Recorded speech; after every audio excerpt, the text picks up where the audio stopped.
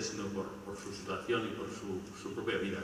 Creo que si las voces hubieran sido unánimes, si hubiéramos todas las personas hablado de lo mismo, la mirada sería única y no habría escondite para el machismo, ni para la desigualdad, ni para la violencia. Pero por desgracia todavía el machismo vive del camuflaje que ha creado, de esa normalidad. Y por eso cuando me llamaron y me pidieron de Camaraca para participar en el libro, pues quise hacerlo sin saber muy bien cómo orientar mi intervención, mi participación. Y al final decidí hacerlo hablando de la normalidad. Y de hecho el título que elegí fue un poco así, tratando de llamar la atención porque uno mismo se sorprende de esa normalidad.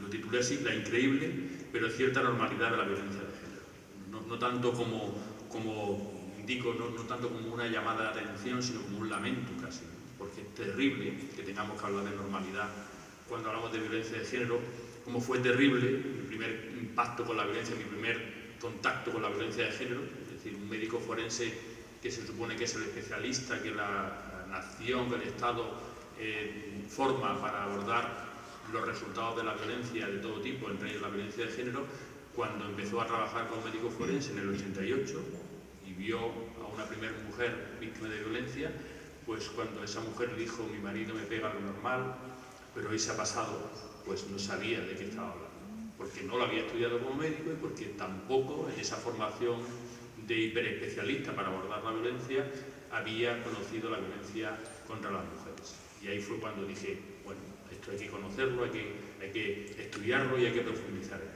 Entonces todo estaba revestido precisamente de normalidad. Y por eso en esta intervención, que espero que no sea muy larga, pero yo me enrollo mucho, a mí me cortáis, porque quería llamar un poco la atención sobre la normalidad, un poco por seguir con el contenido del libro y porque luego podamos hablar no solo de la excepcionalidad, que a veces de lo que se habla de han vuelto a asesinar a una mujer ha sido asesinada, como si fuera algo excepcional, cuando forma parte de la normalidad, aunque la frecuencia no sea solo el criterio para definir la normalidad.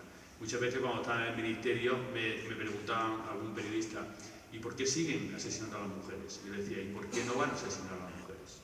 ¿Por qué? ¿Qué ha cambiado tanto como para que ese motivo de la violencia que vamos a ver, esa cultura machista, esa idea de posesión de la mujer, ese crimen moral, ¿no? que mata y luego se entregan voluntariamente o se suicidan, todo eso que está construido culturalmente, ¿cómo no va a ocurrir cuando no ha cambiado tanto en su raíz, en su valor, en ese elemento trascendente, no solo en la expresión última, sino en ese elemento completamente estructural e identitario? Entonces, un poco abordar esa normalidad como algo que forma parte del día a día es lo que nos puede ayudar a identificar los factores que luego terminan en esa especie de excepcionalidad que no lo es, puesto que nacen de esa rutina, de esa costumbre, de esa forma de entender las relaciones.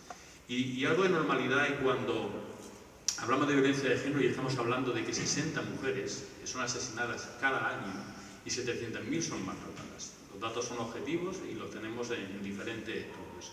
Y ante esa realidad de la violencia de género, la situación que encontramos es algo que vincula casi siempre el resultado a lo que le ocurre a las mujeres porque hacen o dejan de hacer ciertas cosas, ¿no? El hecho del argumento de una mujer ha sido asesinada, no había denuncia, o una mujer ha sido asesinada, había denuncia, ¿no? Es un poco el primer argumento que tiende a confundir, ¿no? Como a cuestionar si la mujer había actuado bien o mal, o si esa situación estaba en manos de la mujer, ¿no? Y es muy importante que cuando hablamos de estos datos también los pongamos en masculino, ¿no? Están acostumbrados a hablar en masculino como genérico, pues hablemos en masculino cuando hablamos de violencia de género. Y digamos que son 60 hombres los que asesinan y 700.000 los que maltratan.